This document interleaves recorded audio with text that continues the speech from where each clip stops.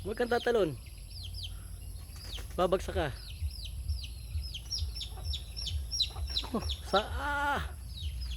Oh, sayang.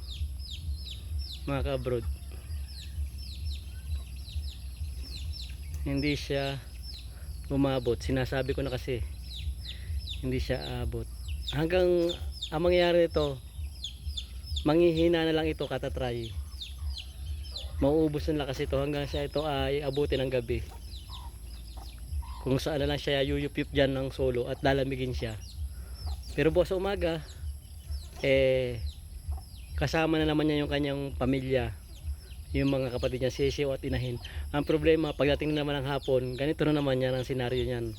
Paulit-ulit na yan hanggang siya yan ay unti-unting manghina ang katawan dahil sa pagod tuwing hapon. At ayan, magkakasipon. Pag nagkasipon, todas yan. Yan mga kabrod ang katotohanan.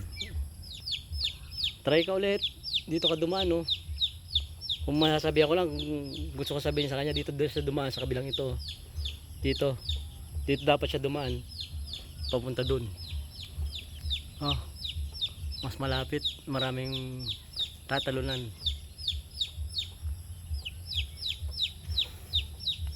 So ayan, mukhang hopeless case na itong sisiw na ito. Hindi na ito makaakyat doon sa kinaroroonan ng kanyang mga kapatid.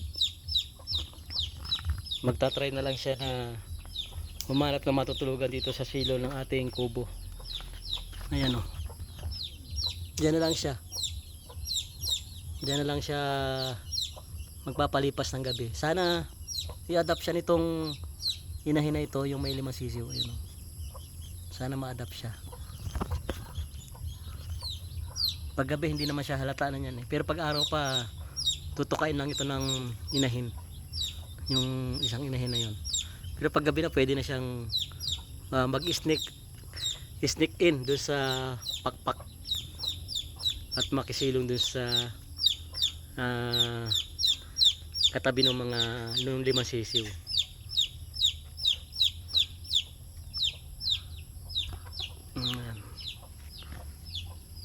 Ginugulo tayo ni Alexa. Alexa, nag-video ako. Ang gulo-gulo mo.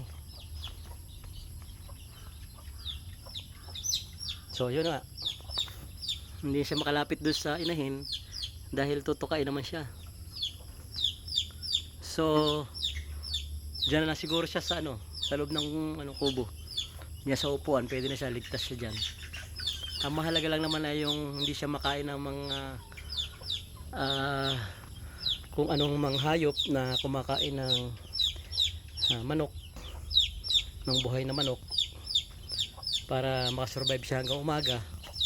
At pagdating ng umaga makakasama naman niya yung kanyang pamilya. So tingnan natin kung magta-try pa ulit siya na isang try pa na umakit ulit doon at lumipad. Pero mukhang malabo na kasi papadilim na, papalubog na yung araw. Wari ko'y wala na. Hanggang dito na lang muna ang drama nitong sisiw na ito. Dito na ito aabutin ng gabi sa ibaba. At wala siyang chance na makaakyat doon sa puno. Ito namang huwag kayo dyan, at talagang magkakaroon tayo ng maraming ipot sa baba mga manok. Huwag kayo dyan. Baba. Ako, iiputin yung iiputin.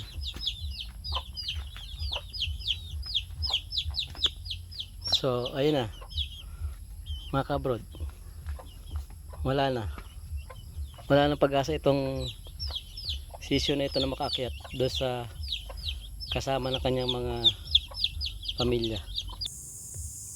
Mga kabrod, hinuli ko na lang siya at itatry nating ilagay doon sa inahin. Dadayain natin mamaya pag maya lilituhin ko lang inahin, tapos tatry kong isama siya doon. Try natin kung hindi magano. Yun, sinama ko na siya doon sa mga sa mga sisiw. Oh, di ba mga kabrod, ganyan lang yan, oh, ayun na. Hindi siya lalamigin, oh, di ba mga kabrod? Hindi ka naman siya pababayaan ng ganyan lang. Siyempre, tutulungan natin hanggat magagawa. Kung kailangan iakyat ko siya doon sa puno, nandun yung nanay niya, gagawin ko. Tinitingnan nung inay, sabi niya, bakit parang dumami yung sisiw ko? Nag-iimbestiga siya ko yan.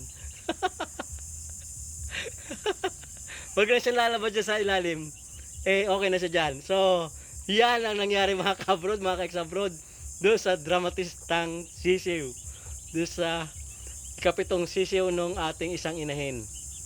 So, happy ending naman mga kabrod, mga ka-ex-abroad, dahil hindi nahalata nung inahin, nung isang inahin nasalisyan siya na isang sisiw. So, bukas na umaga yan magkakaalaman. And by that time, nandun na rin yung nakababa na rin yung mga kapatid niya, yung inahin niya. So, sasama na ulit siya doon sa mga dati niyang pamilya. So ngayon, muna siya, ampon muna siya. So, ayan mga kabrod, mga ka-ex-abroad. At least dyan, hindi siya lalamigin. Kaysa doon sa sulo siya doon, dadapo doon sa kahoy na yun sa ilalim ng silong. Which is, sa paghating gabi na malamig na, ang kailangan ng mga sisiw ay init ng kanilang inahin kapag gagabi na. So, ayan mga ka-abroad, ginawa natin ng paraan. So, wag na kayo maiinis, ha. Akala nyo hindi ko tutulungan. So, maraming salamat sa panonood and bye-bye.